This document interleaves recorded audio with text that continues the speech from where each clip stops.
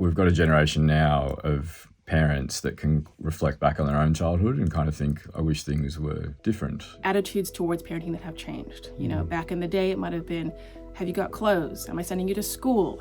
I'm putting food on the table.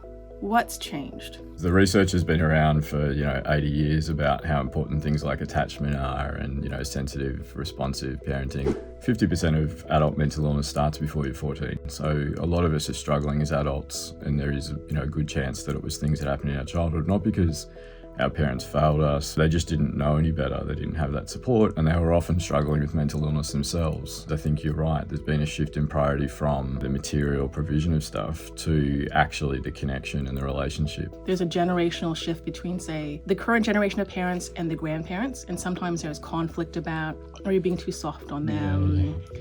Two non-parental adults that take a genuine interest in you is protective against mental illness. And so often those are people like grandparents or educators or coaches. But yeah, there is this idea of tough love, or we're too soft on kids now, and that's why there's all these teenagers who are struggling.